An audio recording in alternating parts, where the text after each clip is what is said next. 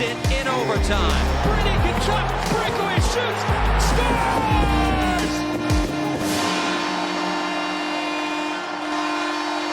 Welcome to Sens Talk. My name is Brandon and I am your host. We have some breaking news right now from ESPN's Emily Kaplan. According to her, Ryan Reynolds and his bid to own the NHL's Ottawa Senators is not moving forward. This is a developing story. It broke nearly 30 minutes ago, but here's what we know from the report. Reynolds' request for an exclusive window to complete the deal was denied. Now, it looks like the bank and Gary Bettman were the ones that denied that offer from Ryan Reynolds. Now, some wondered if this meant that he was just going to make a bid for May 15th, like everyone else, but on Twitter, Emily Kaplan clarified that and confirmed that Ryan Reynolds and the Remington Group pulled out of the bid entirely. They will not be making a bid on the May 15th deadline like the other groups involved in this process. Bruce Garriock confirmed this report on Twitter moments ago and said that the Remington Group asked for a window at the bank to negotiate a deal with the NCC and the city, quote-unquote, on the land part of the agreement. It was always about the real estate for the Remington Group, clearly, and I do hope that Ryan Reynolds attaches himself to a legitimately committed group. Now, this is a devastating day for Sens fans. I won't lie. I'm definitely devastated. I'm sure you are as well. Purely because Ryan Reynolds has that connection to Ottawa. Of course, he's a superstar, but so is Snoop Dogg. So is The Weeknd. You know, Ryan Reynolds had that commitment to Ottawa. We saw what he did in Wrexham with the documentary and turning around that program to a successful one. It just seemed like a perfect fit. So the fact that he might not be now a potential bidder, let alone potential owner of the Ottawa Senators, is very, very tough to hear, and it's a tough pill to swallow.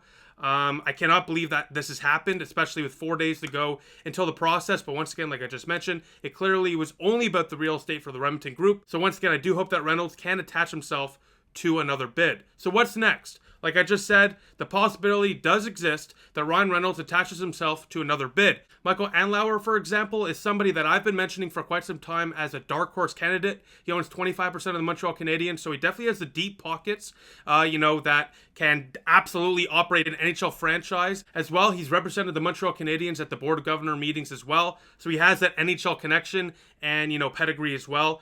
Like I just said, he's a dark horse candidate with deep pockets, and he as well has reached out to Ryan Reynolds in the past about potentially joining his bid. Maybe he reaches out again to Ryan Reynolds and assures him that we can win this bid. I got the pockets, I got the money, I got the experience, join my team, let's do this. That's still an absolute possibility, but who knows? I mean, this is just fresh. This is just breaking news. I'm literally reacting to this 20 minutes or so after finding out. I wrote my little report here, and I'm still kind of baffled. I don't know where this is going to go, but the possibility absolutely still exists that Ryan Reynolds could be a part of a bid and potentially could still be the future owner of the Ottawa Senators, but he would have to do so with another bid. And like I just mentioned, it does remain to be seen if Ryan Reynolds attaches himself to another bid. So like I've mentioned a couple times, May 15th is the deadline. That is 4 days away. So there are still a few days left for Ryan Reynolds to make a decision here and maybe negotiate with another group like Michael Andlauer, for example, on potentially joining them. But Bruce Garriock, by the way, just confirmed Emily Kaplan's report saying that the Remington Group has pulled out of the bid and they are entirely out of the process.